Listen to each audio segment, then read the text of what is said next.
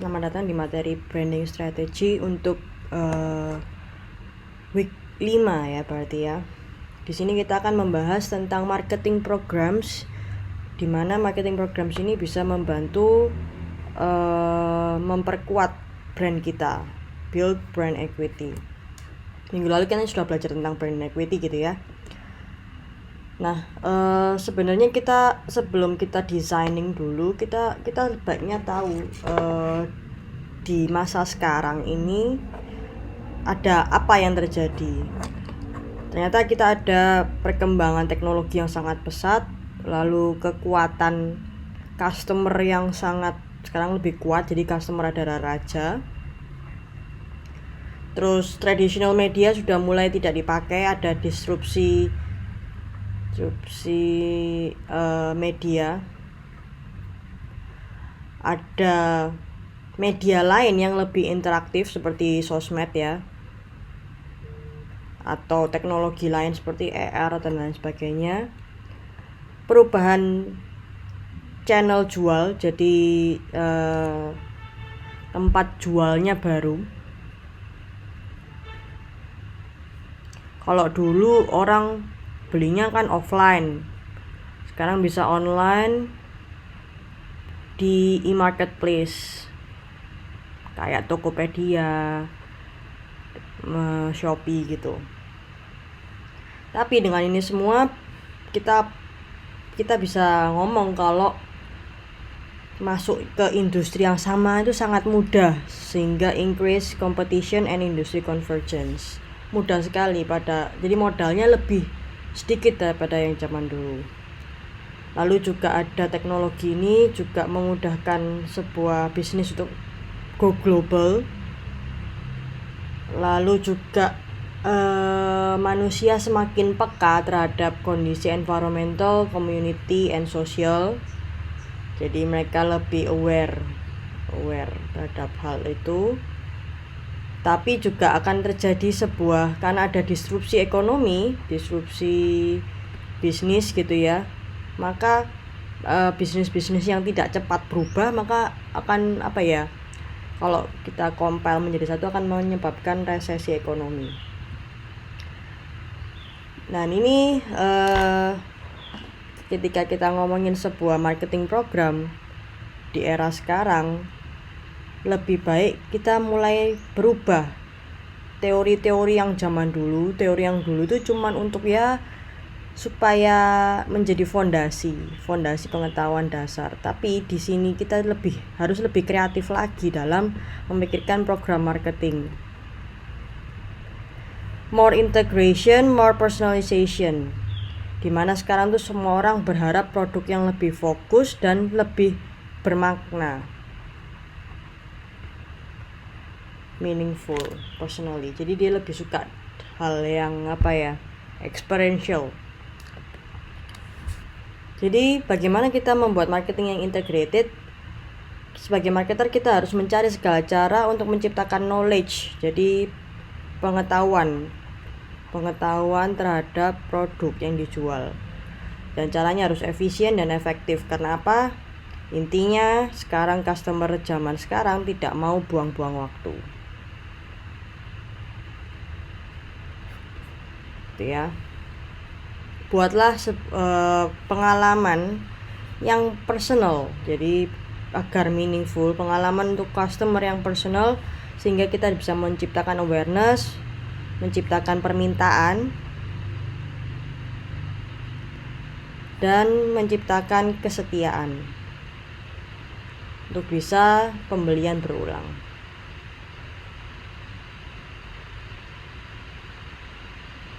Gitu ya. Oke. Untuk bisa personalize marketing kita, jadi ada konsep yang sebenarnya ini sudah agak lama, tahun 2010 ini sudah keluar, experiential marketing dan relationship marketing. Nah, kalau kita ngomongin experiential marketing, jadi bagaimana sih sebuah produk atau brand itu bisa memperkaya hidup seseorang. Jadi kita memberikan nilai plusnya Itu dengan cara ya kita harus peka, orang itu maunya diapain sih. Kalau orang itu sudah diajeni, sudah dibikin seneng, maka kita akan untung karena dia akan setia, dia akan suka dengan produk kita. Nah, experiential marketing sendiri ada 5 modul ya. Jadi ini ada SEM. Jadi ini modul. Ini experiential marketing modules: sense, feel, think, act, and relate. Kita akan bahas satu-satu nanti. Jadi ketika ngomongin sense di sini, apa sih yang terjadi? Nah, di sini kita ngomongin visual dan sense lain. Jadi produkmu itu harus membuat apa ya? Menggoda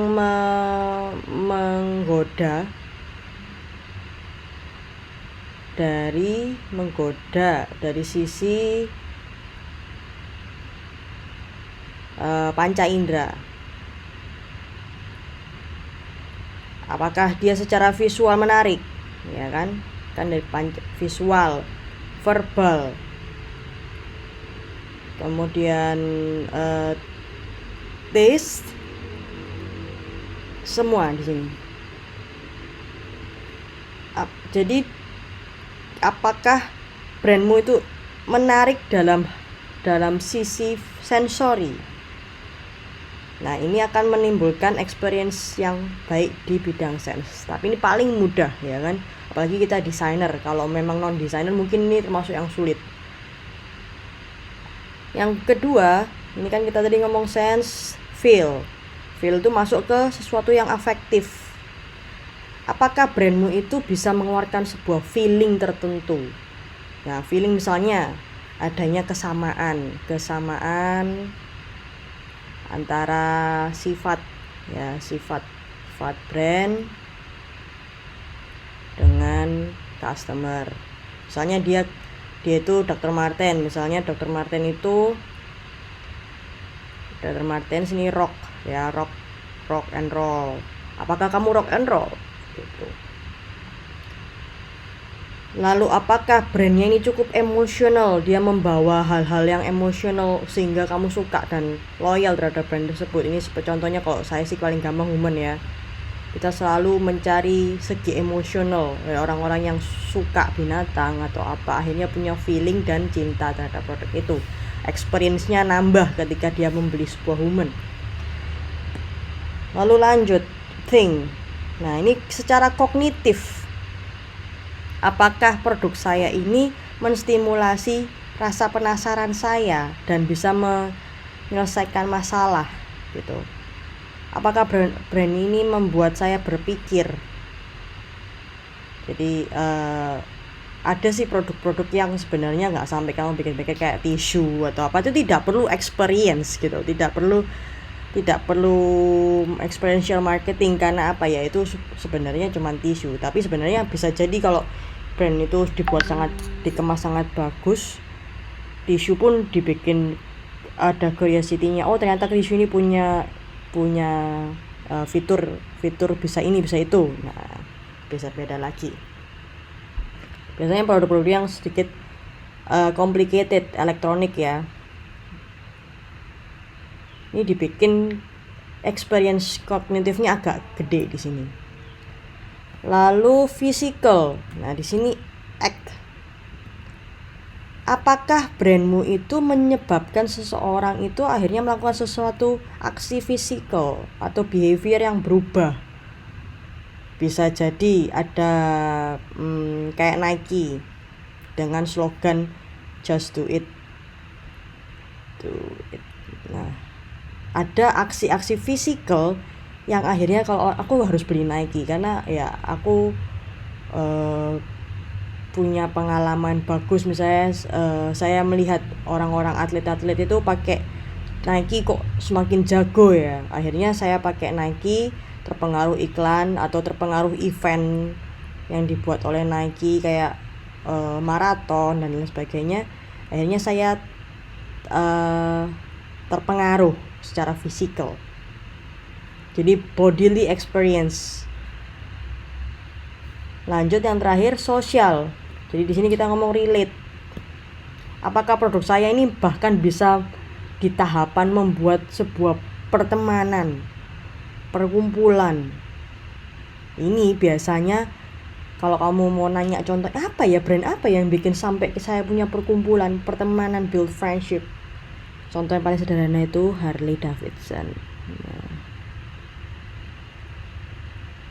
ya sampai ada HDCI, ada perkumpulannya. Akhirnya ada interaksi with other people when I use this brand, dan ada kebanggaan sendiri. Nah, ini juga termasuk sebuah experiential marketing yang dilakukan oleh brand Harley Davidson gitu ya. Jadi kalian bisa pilih satu atau lebih experiential marketing modules di sini. Nah, kalau relationship marketing itu apa? Di sini adalah sebuah cara-cara yang dilakukan untuk bisa menciptakan experience. Ini nyambung dengan yang tadi, yang lebih personal, sehingga kita ada hubungan yang sangat kuat dengan consumer. Jadi brand, love, customer, and vice versa gitu ya.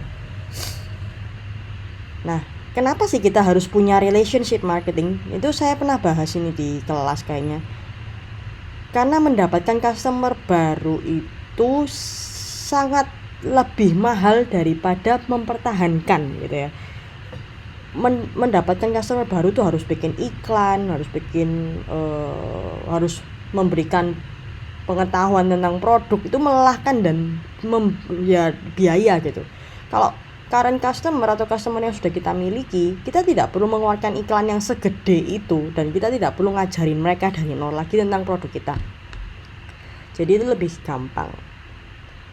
Lalu ada data di mana sebuah company itu lose 10% of its customer, jadi selalu turun setiap tahun. Dan ada juga reduction in customer defection rate. Lalu juga customer itu yang baru itu malah gampang hilang daripada yang bertahan.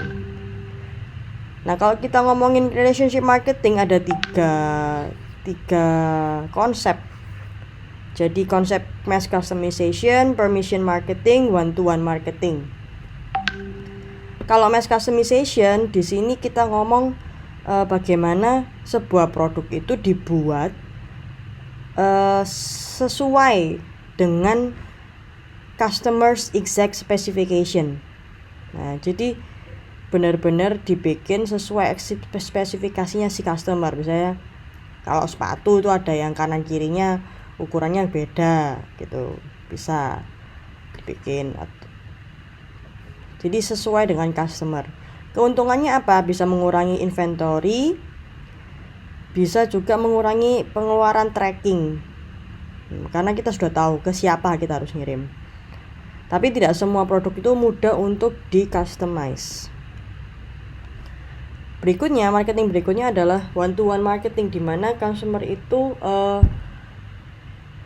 dapat memberikan masukan, add value, sehingga membuat sesuatu produk yang produk dari hasil masukan dari konsumen. Beda dengan ini ya, one-to-one marketing.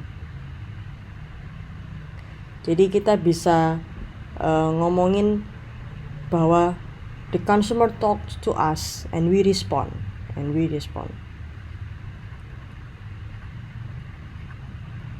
Hasil respon ini adalah rewarding experience. Jadi kalau kamu sudah mendengarkan sekecil apapun value gitu, information ke marketer, lalu kita hargai, maka kita akan membina relationship yang sangat bagus dengan consumer itu.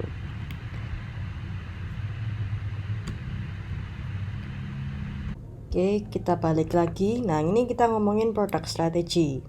Ini kalau kemarin di 4P yang produk kita sudah bahas tentang brandingnya, sekarang kita coba sih ngomongin produknya sendiri itu gimana. Nah, di sini kita ngomong tentang perceived quality, yaitu kualitas yang dipersepsikan dari benak konsumen. Konsumen tuh mikir kualitasnya tuh kayak apa gitu ya. Konsumen itu mikir kualitasnya tuh kayak apa.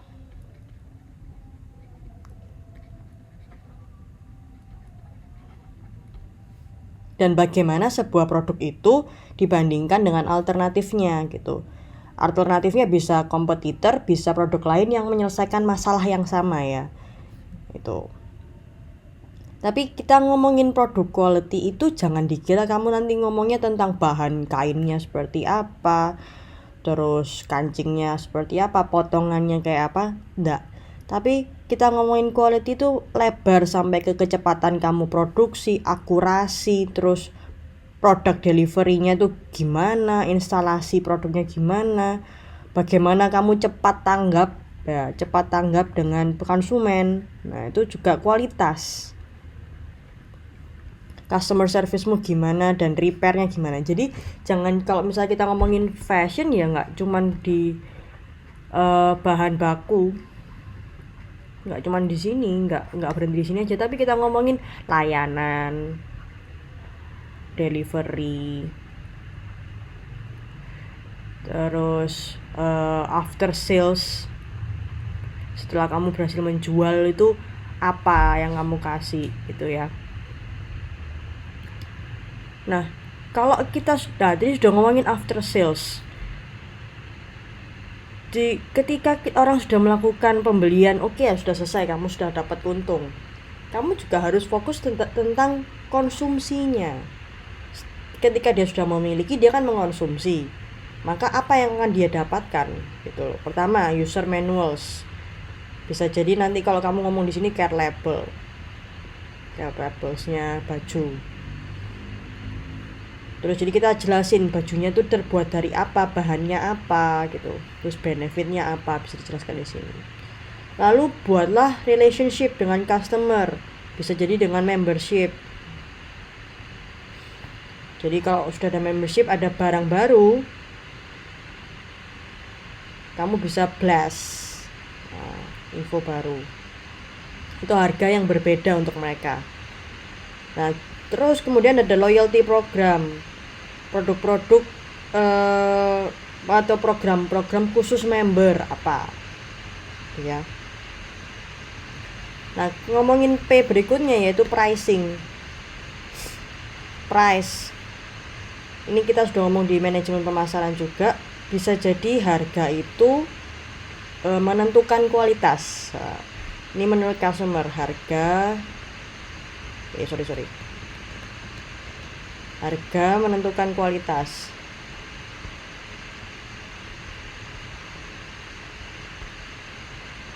Ini kata consumer karena ada persepsi gitu.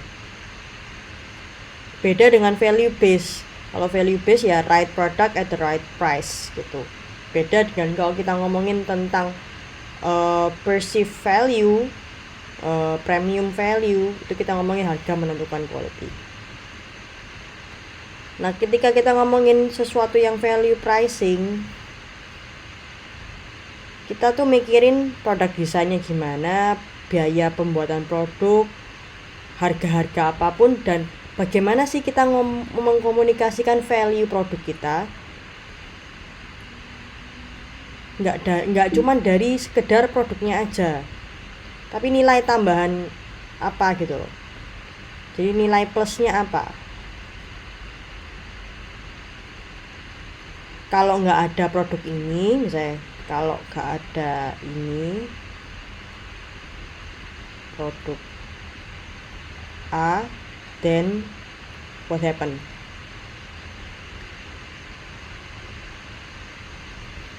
Atau apakah ada produk B, produk alternatif yang better?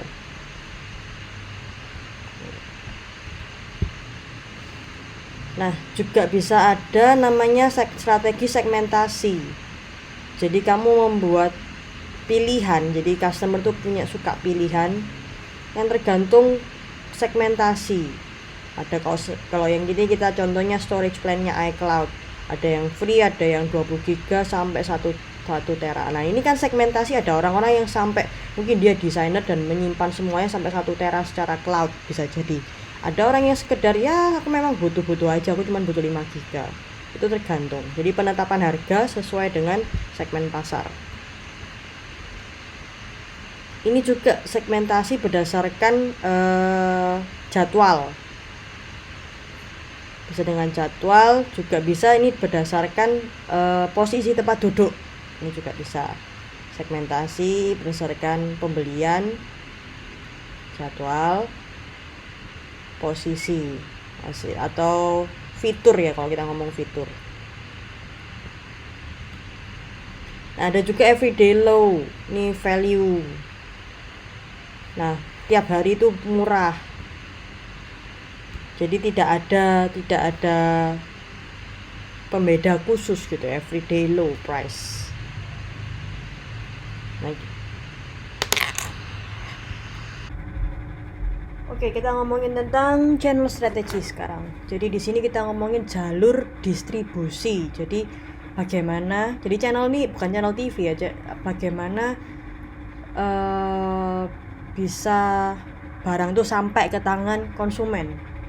Jalur gitu ya, jalur jalan gitu. Jadi yang winning tuh bagaimana? Bahwa strategi yang lebih baik kamu pakai adalah strategi channel yang juga menciptakan sebuah pengalaman berbelanja tidak terlupakan.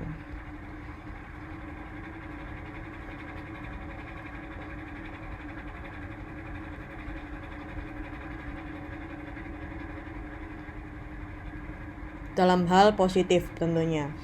Jadi meskipun kamu mau milih direct atau indirect, pengalaman ini harus benar-benar rich experiences-nya. Jadi kalau direct channels itu kita menjual, memberikan barang itu melalui bisa lewat kirim, telepon, pertemuan langsung dan lain-lain. Kalau indirect ada perantara yaitu intermediaries.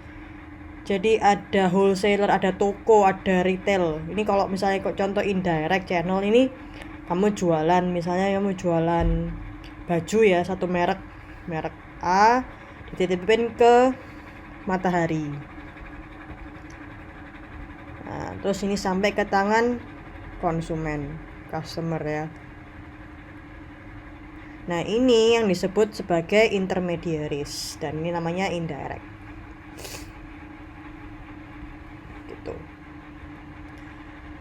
Ini contoh-contoh dari indirect. Sebenarnya ini adalah contoh-contoh channel, bukan indirect ya.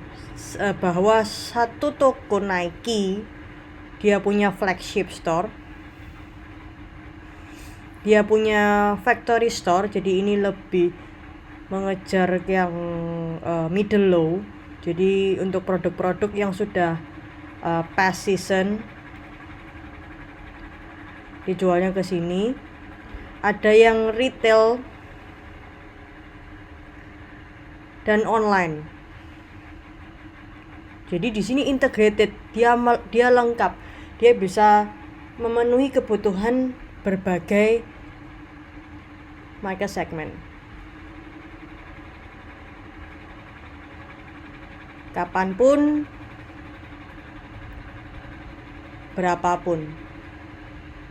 berapapun biaya yang keluar. Nah, ketika kita ngomongin channel, ada 3 kunci utama yang harus kamu berikan ketika memberikan sebuah jalur penjualan, yaitu informasi. Jadi even direct indirect, informasi tentang produk harus tetap lengkap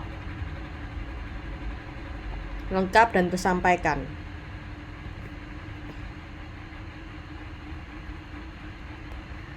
Lalu ada unsur fun di sini, entertainment, karena kalau fun kita akan punya keep in memory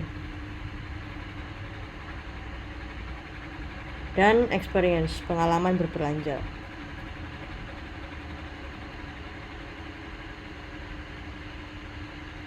Jadi ketika kita ngomongin ini, maka dia akan tahu brand ini kenapa spesial, karena ada 3 faktor yang lengket di benak mereka.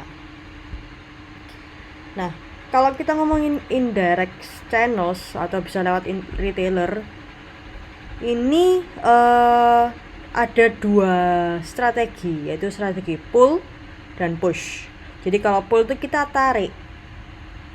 tariknya tuh gimana? Ketika memang retailer tahu ada demand. Nah, jadi demandnya sudah jelas diketahui dari customer, maka dia akan pesan, baru pesan barang. Jadi ini jumlahnya pas. Tapi kalau di sini, kalau push berarti retailer akan dicekoi, diisi banyak, diisi stok produk sebanyak-banyaknya. Lalu dia akan mencari segala cara untuk menjual barang tersebut ke customer. Jadi push the product, in-store promotion. Kalau misalnya kita ngomongin di sini ini adalah perantara, retailer adalah perantara, bukan brandnya kita. Ketika kita ngomongin pull strategy, maka yang lebih banyak melakukan promotion adalah kita. Tapi kalau kita ngomongin push strategy, yang lebih banyak melakukan promosi adalah retailer.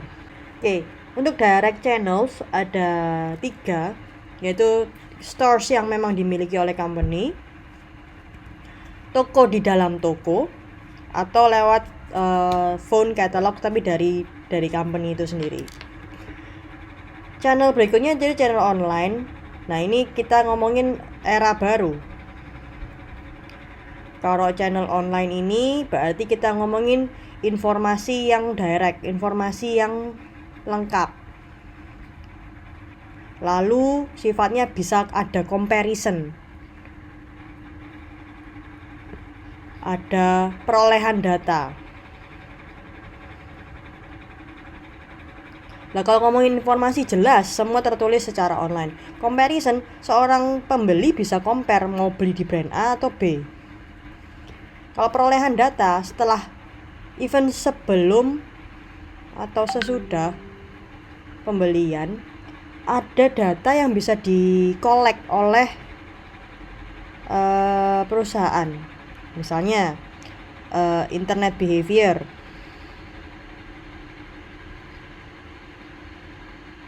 khususnya di bidang shopping. Nah, kalau dia juga sudah beli, dia tahu apa sih preferensi apa produk yang disukai itu yang mana. Nah, setelah kita ngomongin itu semua, bagaimana mengintegrasikan itu untuk membangun sebuah brand equity yang kuat. Nah, ini kita kembali lagi seperti ngomongin di manajemen pemasaran. Ada berbagai jenis media yang bisa kamu manfaatkan. Kembali lagi di sini saya ingatkan, media yang dipilih terkait dengan produk, brand DNA, dan customer. Customer ini kita ngomongin STPD. Lokasi di mana? Bisa ngomongin usia, lokasi, behavior. Dan ini semua yang menentukan mana yang kamu pilih. Nah, ini persis juga sama seperti yang kemarin di manajemen pemasaran. Ketika komunikasi itu berlangsung, maka ada sebuah proses informasi yang masuk ke customer. Pertama, yang terjadi exposure, produk tersebut muncul, keluar, akhirnya bisa dilihat dan didengar. Jadi exposure itu munculnya produk itu, adanya produk itu sehingga bisa dilihat. Kalau misalnya produk itu terekspos, berarti produk itu sudah dilihat dan sudah didengar. Lalu produk tersebut mendapatkan attention, perhatian. Sudah dapat perhatian, pesan yang dikirim itu harus dapat dipahami.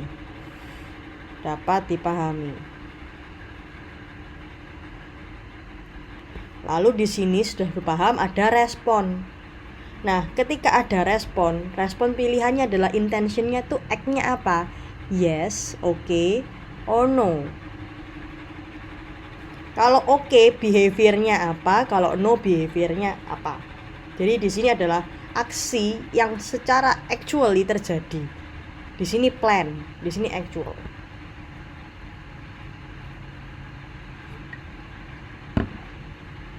Jadi kita harus tahu pasti di sini kamu sudah bikin iklan, sudah bikin model komunikasi, kalian pastikan bisa jadi sebuah iklan atau model komunikasi yang kamu buat itu gagal terekspos karena ada kesalahan yang kamu buat. Bisa jadi kesalahannya salah penempatan,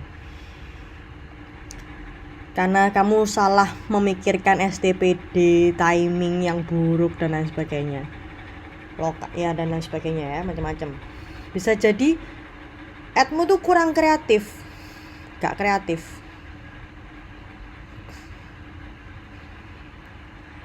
Lalu juga bisa jadi tidak bisa dipahami karena knowledge-nya tentang produk itu belum sampai. Customer belum sampai ke knowledge tersebut. Terus bisa jadi klaim, atau ini kalau kita ngomong brand promise, itu tidak meyakinkan, nggak bisa. Lalu kebutuhannya tidak terlalu kuat dan tidak ada yang bisa diingat dari komunikasimu yang memorable. Oke. Ini ada 4 major. Kalau yang lalu kemarin ada pilihannya banyak. Ada advertising, interactive, event, mobile.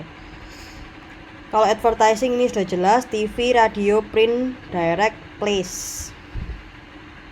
Ya, jadi macam-macam pilihannya dan apa yang harus dilakukan ketika kamu memilih produk tersebut. Jadi TV, kekuatannya apa? Produk bisa terdemonstrasi dengan baik.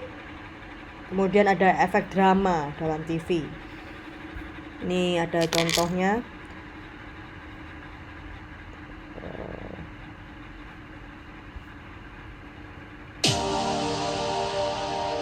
Ini mungkin contohnya product placement.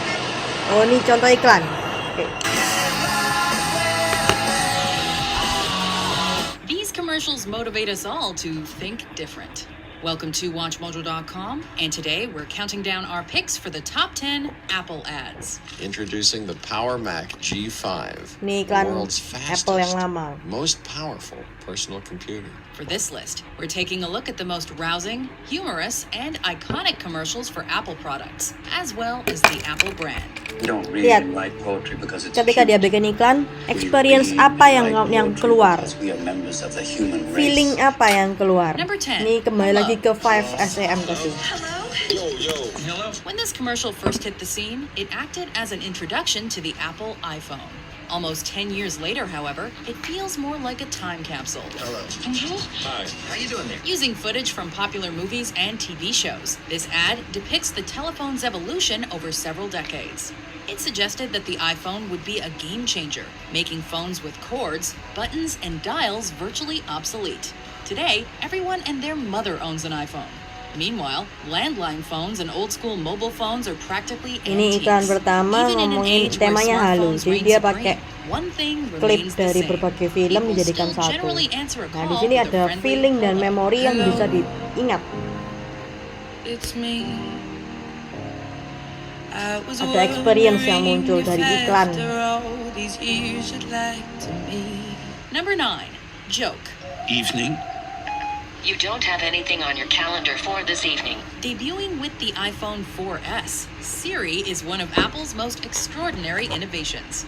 Standing for Speech Interpretation and Recognition Interface, this computerized personal assistant has become a household name. Send a WeChat to Nancy saying I'll be 5 minutes late, and Siri can summon up the WeChat UI right inside of the Siri environment. Nah, She ini shared the small screen with numerous cara celebrities, menyampaikan fitur including dari actor produk John dengan Malkovich. cara yang Weather?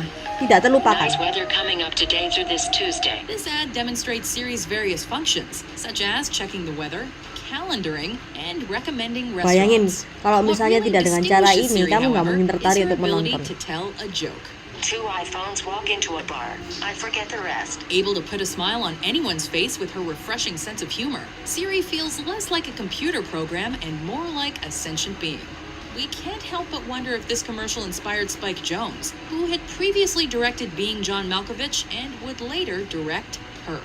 I don't know, it makes me feel like we're both under the same blanket. It's soft and fuzzy and everything under the same age. We're all 13 billion years old. Oh, sweet. Number 8, the song. My darling Raymond, though you Fitur can't be lain here for lagi. the holidays, we'll always be together in my heart. In an age where people are constantly glued to their iPhones, it's easy to assume that we're drifting apart as a species. The song, however, reveals how Apple's pioneering technology can bring people closer together. This Bringing touching ad people follows a closer young together woman who dari uncovers an fiturnya. old voiceograph. Kalimat A itu gift lebih from her mudah grandmother to untuk her diingat grandfather. daripada The ngomong record ini loh. opens with a HP message ku itu about bisa being setel lagu. separated over the holidays. Our love is here to stay, not for a year, but ever after day. The grandmother proceeds to sing Love is Here to Stay.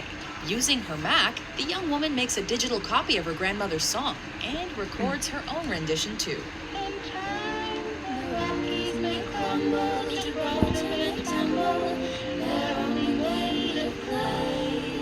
It's impossible not to get choked up when the grandmother plays the duet on an iPad mini, filling us all with the holiday spirit.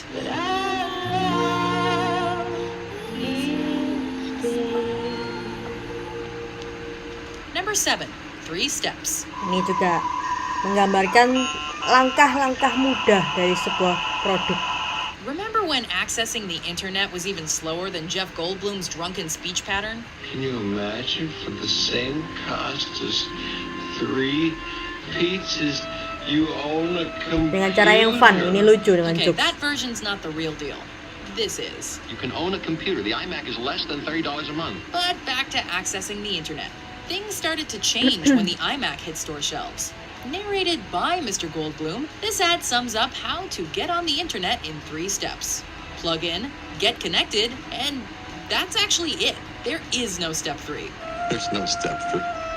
There's no step 3. This commercial is quick and simplistic, which is exactly how we like our internet service.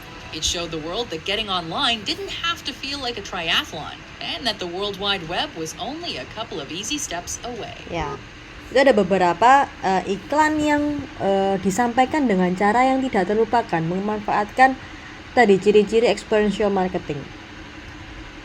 Lalu berikutnya radio, dimana ini kemarin kalau saya bilang radio itu mengikat ya, karena kalau kamu ke TV bisa matiin TV-nya, bisa ganti channel. Kalau radio kemungkinan ganti channel agak tipis kalau iklan, dan itu naik mobil, jadi nggak mungkin tiba-tiba keluar mobil. Lalu caranya untuk bisa mendapatkan iklan radio yang efektif nih, identify your brand early in commercial. Jadi pertama, karena bisa jadi diganti mungkin ya, sebutan dulu brandmu itu apa, terus bolak-balik diulangi, benefitnya langsung jelas, to the point, dan di repeat. Makanya nggak heran kok kamu lihat ada iklan radio yang diulang 3 kali. 3 kali itu angka kunci. Ini juga contoh, bentar.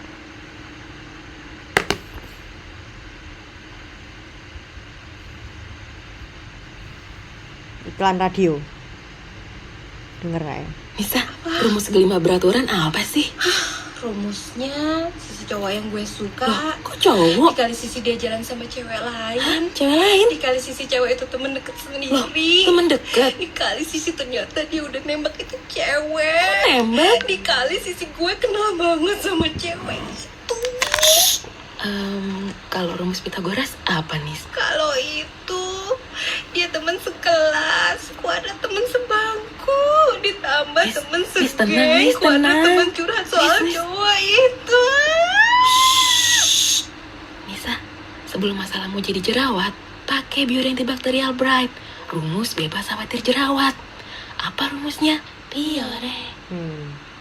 Di sini ada serunya itu apa? Lucunya itu kamu bisa bayangin kondisinya itu apa. Kamu nggak bisa lepas dari Besok ceritanya. ujian fisika, sis. Udah sampai mana belajarnya?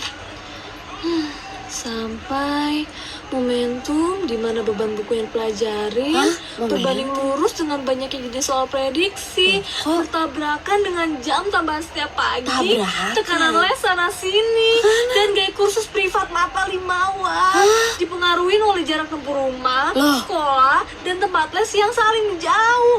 Belum lagi nih lama waktu ojek dan angkot. Nah, kamu bayangin kan mereka berdua ngomongin caranya gimana, ketemu di mana, lokasinya di mana. Sis, sabar ya. Sebelum masalah menjadi jerawat, pakai Biore antibakterial Bright. Teori bebas khawatir jerawat. Apa teorinya? Biore. Nah, itu contohnya. Berikutnya untuk iklan radio. Berikutnya ini iklan yang dicetak, iklan cetak. Berarti hati-hati, kalau iklan cetak itu memang lebih lengkap, jelas, tulisannya tidak mungkin salah, tidak ada, tipis sekali ada perbedaan persepsi. Tapi ada usianya, jadi kayak koran usianya cuma 1 hari, besoknya sudah basi, besoknya koran mungkin nggak dibaca lagi. Magazine mungkin umurnya kalau majalah cuma 1 bulan masih bisa.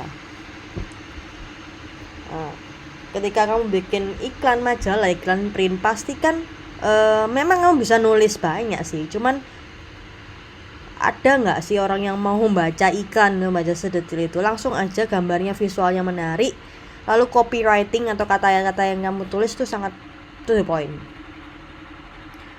Lalu iklan-iklan yang di luar rumah yang unik-unik ya, bisa jadi kayak ini, billboard yang ini, billboard yang dulu pernah lagi happening ini, iklan tentang Gojek ini ya.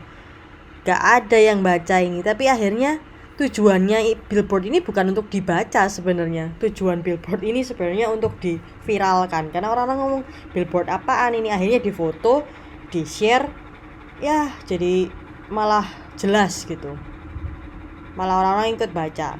Lalu ini iklan berikutnya, iPod, billboard yang out of bounds, sampai saking banyaknya lagu di iPod itu sampai melebihi ukuran billboard. Ini iklan-iklan di lokasi-lokasi lain, berarti ini kayak di TV di bandara, ini juga di bandara.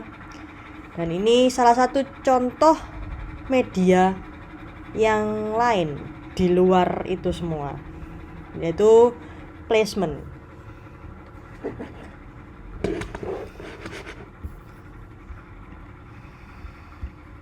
Ya, cepat. Ini product placement, kita lihat. Jadi iklan tersebut dimasukkan ke dalam film. Jadi seakan-akan bukan iklan yang benar-benar jelas. It works. What do they call a Big Mac? Big Mac's a Big Mac, but they call it Big Mac. Le Big Mac. Welcome to WatchMojo.com, and today we're counting down our picks for the top 10 best product placements in movies. Hey, pizza. All right, just wait your turn. For this list, we're looking at effective marketing Pizza strategies Hut. in movies that made product placement oblivious or even enjoyable. Hydrate level 4, please. While shameless product placement has a tendency to annoy audiences, delicate and intelligent placement can get us out of our seats and Coke. reaching into our Nah, wallets. ini juga iklan ini sebenarnya, tanpa kamu sadari. But either way, be sure to check out our list of the top 10 shameless product placements in movies as well. All I want is a Pepsi. If you didn't see something you think should be on the list. Pepsi. Number 10, Nokia, The Matrix.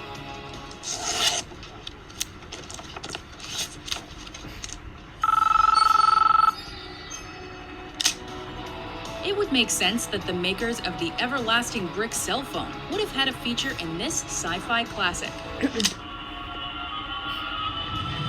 For the film, the Nokia 8120 was featured as the tool du jour used to bounce in and out of the artificially generated reality. Get me the hell out of here! It was a snazzy phone with some appealing features at the time, and best of all, it made you look like you were taking a really important phone call. Is Morpheus alive, Tank? Yes, they're moving him. I don't know where to yet. Nah, semua artisnya pakai HP yang Number sama, 9, kelihatan banget. Red Ryder BB Gun, A Christmas Story. No, I want an official red rider carbonized 200 tier range by layer rifle. You'll shoot your eye out, Ini kid. iklan If the threat mainan. of losing an eyeball wasn't enough to dissuade little Ralphie Parker from lusting after a Red Ryder Carbine Action 200 range shot model air rifle for Christmas, then it certainly wasn't going to stop kids in the audience.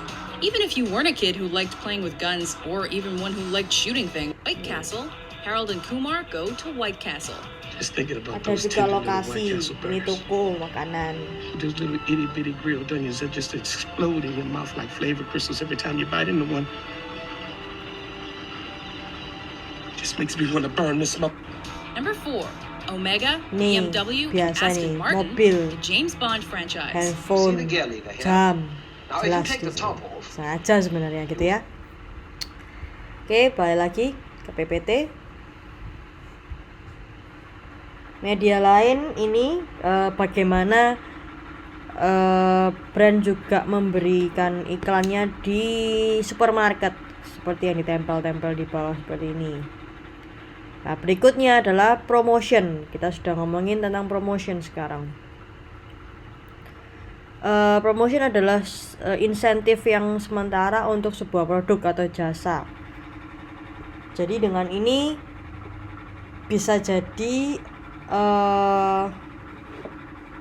ada 2 jenis promosi yang bisa ditawarkan. Yang pertama consumer promotion, bisa juga trade promotion. Jadi kalau kita ngomongin consumer promotion, ini bagaimana promosi tersebut atau informasi tersebut merubah pilihan, menambah jumlah pembelian, dan mempercepat pembelian, timingnya kapan. Lalu trade promotion itu bagaimana produk itu bisa ditukar, jadi ditukar dengan duit ya, bisa lewat diskon kepada retailer, jadi potongan harga pada distributor, jadi bisa memudahkan si retailer itu menyenangkan mereka untuk melakukan penjualan. Ini contoh-contoh promosi yang bisa kamu lakukan. Nah, kalau online ini sebenarnya kalian sudah pasti jago ya. Online ada pilihannya website, online ads, dan social media. Mungkin setelah UTS akan saya ajarkan lebih detail lagi. Lalu event and experience. Nah, kita promosi lewat event seperti ini. Balap mobil, lari. Nah, ini semacam event dan akhirnya memberikan pengalaman tidak terlupakan karena sepanjang hari kamu lagi senang-senang, lagi happy. Ingat tadi kata-kata saya, kalau kamu happy kamu lebih gampang mengingat sesuatu. Karena di event ini kamu happy, maka kamu akan ingat brand apa aja yang ada di sana. Lalu mobile marketing macam-macam, ada yang lewat SMS, bisa lewat app, dalam in-game, dan web ads. Berikutnya PR dan publicity lewat brand amplifiers dan word of mouth. PR ini kita ngomongin press release, terus konferensi pers. Nah, ini bagaimana sebuah brand, ini kita ngomongin dia juga brand ya, itu menyampaikan pesan terhadap masyarakat luas, mass ya. Itu lewat jurnalisme. Biasanya di sini ada kredibilitas.